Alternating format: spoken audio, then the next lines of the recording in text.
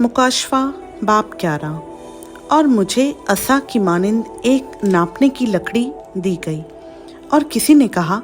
कि उठकर खुदा के मक़दस और कुर्बान गाह और उसमें के इबादत करने वालों को नाप और उस सहन को जो मक़दस के बाहर है खारिज कर दे और उसे ना नाप, क्योंकि वो गैर कौमों को दे दिया गया है। वो मुक़द्दस शहर को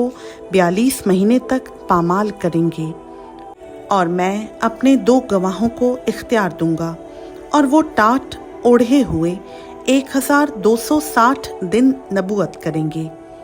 ये वही जैतून के 2 दरख्त और 2 चिरागदान हैं जो ज़मीन के खुदावंद के सामने खड़े हैं,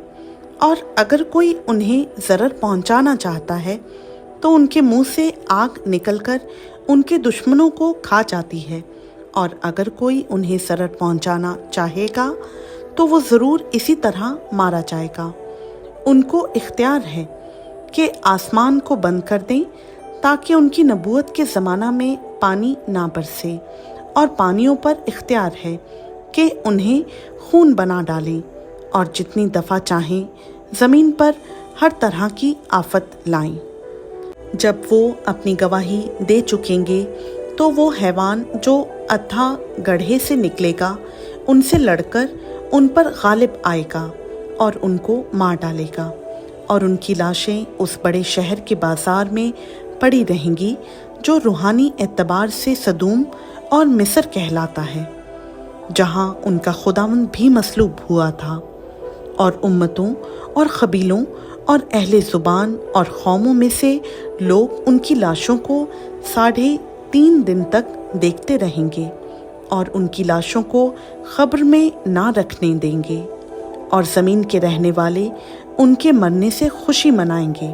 और शादियाने बजाएंगे और आपस में तोहफे भेजेंगे, क्योंकि इन दोनों नबियों ने ज़मीन के रहने वालों को सताया था।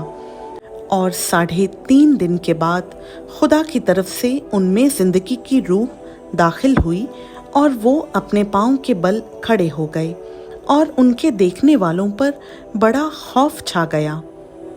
और उन्हें आसमान पर से एक बुलंद आवाज़ सुनाई दी कि यहाँ ऊपर आ जाओ। बस वो बादल पर सवार होकर आसमान पर चढ़ गए, और उनके दुश्मन उन्हें देख रहे थे। फिर उसी वक्त एक बड़ा भूचाल आ गया और शहर का 10वां हिस्सा गिर गया, और उस भूचाल से 7,000 आदमी मरे और बाकी डर गए और आसमान के खुदा की तमजीद की। दूसरा अफसोस हो चुका, देखो तीसरा अफसोस जल्द होने वाला है। और जब 7वें फरिश्ता ने नरसिंगा फूंका तो आसमान पर बड़ी आवाज़ें इस मज़मून की पैदा हुईं कि दुनिया की बादशाही हमारे खुदावंद और उसकी मसीह की हो गई, और वो अब्दुल-आबाद बादशाही करेगा। और 24 बुजुर्गों ने जो खुदा के सामने अपने अपने तख्त पर बैठे थे मुंह के बल गिरकर खुदा को सजदा किया और ये कहा कि ऐ खुदावंद खुदा कादिर मुतलक जो है और जो था, हम तेरा शुक्र करते हैं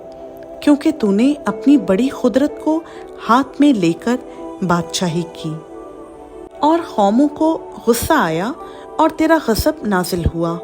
और वो वक्त आ पहुंचा है कि मुर्दों का इंसाफ किया जाए और तेरे बंदों, नबियों और मुक़द्दसों और उन छोटे बड़ों को जो तेरे नाम से डरते हैं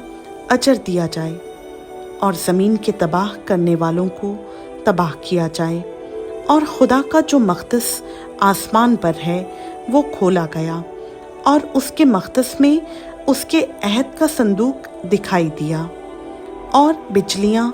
और आवाज़ें और गरजें पैदा हुईं, और भूचाल आया और बड़े ओले पड़े। खुदावंद का पाक कलाम का पढ़ा, सुना, समझा